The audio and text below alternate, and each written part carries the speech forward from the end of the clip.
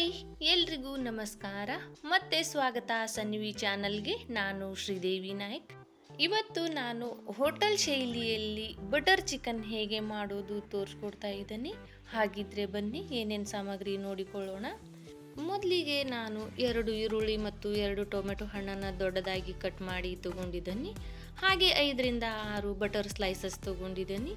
4 tablespoon chicken masala, 2 tablespoon ಧನಿಯಾ powder, ಒಂದು 4ರಿಂದ 5 ಬಾದಾಮ್, 10 ಪೀಸ್ ನಾನಿಲ್ಲಿ ಕಾಜು ತಗೊಂಡಿದ್ದೀನಿ, ಚಕ್ಕೆ, ಲವಂಗ, ಕರಿಮೆಣಸು ಮತ್ತು ಕೊತ್ತಂಬರಿ ಸೊಪ್ಪು.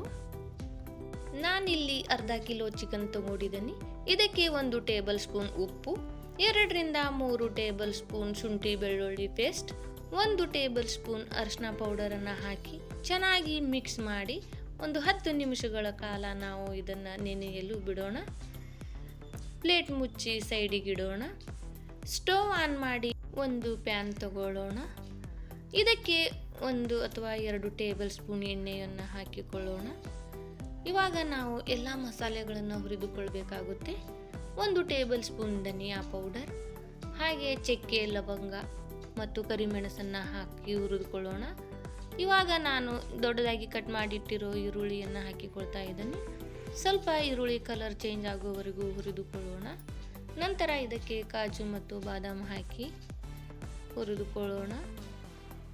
ಸ್ವಲ್ಪ ಕಲರ್ ಚೇಂಜ್ ಆದ ಮೇಲೆ ನಾವು ಇದಕ್ಕೆ ಟೊಮೆಟೊ ಹಣ್ಣನ್ನು ಹಾಕಿಕೊಳ್ಳೋಣ. ಟೊಮೆಟೊ ಹಣ್ಣು ಮೆತ್ತಗಾಗುವವರೆಗೂ ಸ್ವಲ್ಪ ನಾವು ಹುರಿದುಕೊಳ್ಳೋಣ. ಟೊಮೆಟೊ ಹಣ್ಣು ಮೆತ್ತಗಾದ ಮೇಲೆ ಇದಕ್ಕೆ ನಾವು ಚಿಕನ್ ಮಸಾಲ ಮತ್ತು ಧನಿಯಾ ಪೌಡರನ್ನು ಹಾಕಿ ಮಿಕ್ಸ್ ಮಾಡಿಕೊಳ್ಳೋಣ. ಮತ್ತು ಇದಕ್ಕೆ ಸ್ವಲ್ಪ ಕೊತ್ತಂಬರಿ ಸೊಪ್ಪನ್ನು ಹಾಕಿ ಚೆನ್ನಾಗಿ ಮಿಕ್ಸ್ ಮಾಡೋಣ. ಈ ಮಸಾಲೆಗೆ ನಾವು ಸ್ವಲ್ಪ ನೀರು ಹಾಕಿ ಬೇಯಿಸಿಕೊಳ್ಬೇಕಾಗುತ್ತೆ. ಇವಾಗ ನಾನು ಇದಕ್ಕೆ ಒಂದು ಅರ್ಧ ಕಪ್ಪು ನೀರನ್ನು ಹಾಕಿ ಒಂದು 5 ನಿಮಿಷಗಳ ಕಾಲ ಪ್ಲೇಟನ್ನು ಮುಚ್ಚಿ ಬೇಯಿಸಿಕೊಳ್ಳೋಣ. ಇದೇ ಇದರ ಸ್ಪೆಷಲ್ ಆಗಿರುತ್ತೆ. ಇವಾಗ ನಾವು 5 ನಿಮಿಷಗಳ ಕಾಲ ಬೇಯಿಸಾಗಿದೆ. ಬನ್ನಿ ನೋಡೋಣ. ನೋಡಿ, ಈರುಳ್ಳಿ ಮತ್ತು ಟೊಮೆಟೊ ಹಣ್ಣು ಚೆನ್ನಾಗಿ ಮೆತ್ತಗಾಗಿದೆ. ಇವಾಗ ಸ್ಟವ್ ಆಫ್ ಮಾಡಿ ತಣ್ಣಗಾಗಲು 2 ನಿಮಿಷಗಳ ಕಾಲ ಬಿಡೋಣ. ಮತ್ತೆ ಸ್ಟವ್ ಆನ್ ಮಾಡಿ ಒಂದು ಬೇರೆ ಫ್ಯಾನನ್ನು ತಗೊಳ್ಳೋಣ. ಇದಕ್ಕೆ ನಾವು ಬಟರ್ ಸ್ಲೈಸನ್ನು ಹಾಕಿಕೊಳ್ಳೋಣ. ಬಟರ್ ಸ್ಲೈಸು ಕರಗಲು ಬಿಡೋಣ. ನೋಡಿ, ಇವಾಗ ಕರಗಾಗಿದೆ.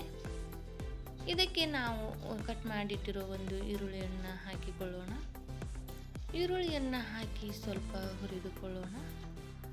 ಇವಾಗ ನಾವು ಮ್ಯಾರಿನೇಟ್ ಮಾಡಿ ಇಟ್ಟಿರೋ ಚಿಕನ್ಗಳನ್ನು ಎಲ್ಲವನ್ನು ಹಾಕಿ ಚೆನ್ನಾಗಿ ಮಿಕ್ಸ್ ಮಾಡೋಣ. ಇದಕ್ಕೆ ಯಾವುದೇ ರೀತಿ ಎಣ್ಣೆ ಬಳಸಬೇಡಿ, ಯಾಕಂದರೆ ನಾವು ಬಟರ್ ಬಳಸ್ತಾ ಇದ್ದೇವಲ್ವ, ಅದಕ್ಕೆ ಬಟರಲ್ಲೇ ಚೆನ್ನಾಗಿ ಬೇಯಬೇಕಾಗುತ್ತೆ. ಇವಾಗ ನಾವು ಇದನ್ನು ಪ್ಲೇಟನ್ನು ಮುಚ್ಚಿ 1-2 ನಿಮಿಷಗಳ ಕಾಲ ಬೇಯಲು ಬಿಡೋಣ. ಈ ಟೈಮಲ್ಲಿ ನಾವು ಮಸಾಲೆ ತಣ್ಣಗಾಗಿದೆ, ಮಿಕ್ಸಿ ಮಾಡಿ ತಗೊಳ್ಳೋಣ. ನೋಡಿ, ಒಂದು ಮಿಕ್ಸಿ ಜಾರಿಗೆ ನಾವು ಹುರಿದಿಟ್ಟಿರೋ ಎಲ್ಲ ಮಸಾಲೆಯನ್ನು ಹಾಕಿ ಒಂದು ಸ್ವಲ್ಪ ಫೈನ್ ಪೇಸ್ಟ್ ಆಗಿ ತಗೊಳ್ಳೋಣ. ನೋಡಿ, ನಾನು ಇವಾಗ ಮಸಾಲೆಯನ್ನು ಗ್ರೈಂಡ್ ಮಾಡಿ ತಗೊಂಡಿದ್ದೀನಿ. ನೋಡಿ, ಇವಾಗ ಚಿಕನ್ ಚೆನ್ನಾಗಿ ಬೇಯ್ತಾ ಇದೆ. ಚೆನ್ನಾಗಿ ಘಮನೂ ಬರ್ತಾ ಇದೆ ಬಟರ್ ಚಿಕನ್. ಇವಾಗ ನಾವು ಇದಕ್ಕೆ ರುಬ್ಬಿರೋ ಮಸಾಲೆಯನ್ನು ಹಾಕಿ ಚೆನ್ನಾಗಿ ಮಿಕ್ಸ್ ಮಾಡಿ ಮತ್ತೆ 1-2ರಿಂದ 3 ನಿಮಿಷಗಳ ಕಾಲ ಪ್ಲೇಟನ್ನು ಮುಚ್ಚಿ ಬೇಯಲು ಬಿಡೋಣ. ನೀರು ನೀವು ನೋಡಿಕೊಂಡು ಹಾಕಿ.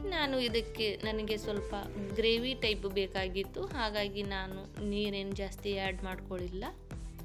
1-2 ಹಸಿಮೆಣಸಿನ್ಕಾಯಿ ನಾನು ಖಾರಕ್ಕೆ ಹಾಕಿಕೊಳ್ತಾ ಇದ್ದೀನಿ. ನೀವು ಖಾರ ಜಾಸ್ತಿ ಬೇಕಿದ್ರೆ ಜಾಸ್ತಿ ಹಾಕಿಕೊಳ್ಳಿ. ಇವಾಗ ಪ್ಲೇಟನ್ನು ಮುಚ್ಚಿ ಮತ್ತೆ 2 ನಿಮಿಷಗಳ ಕಾಲ ಬೇಯಲು ಬಿಡೋಣ. ಟೈಮ್ ಆಗಿದೆ, ನೋಡೋಣ ಬನ್ನಿ. ನೋಡಿ, ಎಷ್ಟು ಚೆನ್ನಾಗಿ ಕುದೀತಾ ಇದೆ. ಚಿಕನ್ ಚೆನ್ನಾಗಿ ಘಮನೂ ಬರ್ತಾ ಇದೆ.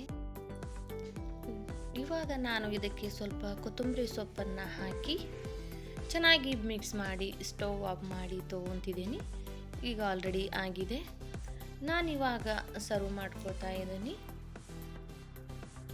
ಫ್ರೆಂಡ್ಸ್, ಎಲ್ಲರೂ ಟ್ರೈ ಮಾಡಿ ಬಟರ್ ಚಿಕನ್ ರೆಸಿಪಿ ಹೇಗಾಗಿದೆ ಅಂತ ನನಗೆ ತಿಳಿಸಿ.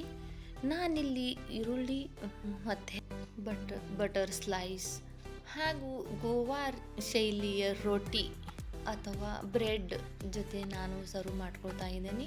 ನೀವು ಚಪಾತಿ ಜೊತೆ ಅಥವಾ ರೋಟಿ ಜೊತೆನೂ ಕೂಡ ಈ ಚಿಕನ್ ರೆಸಿಪಿಯನ್ನು ಟ್ರೈ ಮಾಡ್ಬೋದು. ಎಲ್ಲರೂ ಟ್ರೈ ಮಾಡಿ ಹೇಗಾಗಿದೆ ನೋಡಿ. ಯಾರೆಲ್ಲ ನನ್ನ ಚಾನಲ್ ನೋಡ್ತಾ ಇದ್ದೀರಾ ದಯವಿಟ್ಟು ಸಬ್ಸ್ಕ್ರೈಬ್ ಮಾಡ್ಕೊಳ್ಳಿ, ಹಾಗೆ ಪಕ್ಕದಲ್ಲಿರುವ ಬೆಲ್ ಐಕನ್ನ ಪ್ರೆಸ್ ಮಾಡಿ. ಮತ್ತೆ ಸಿಗೋಣ ಬೇರೆ ರೆಸಿಪಿಯೊಂದಿಗೆ. ಅಲ್ಲಿವರೆಗೂ ಬಾಯ್ ಬಾಯ್, ಥ್ಯಾಂಕ್ ಯು.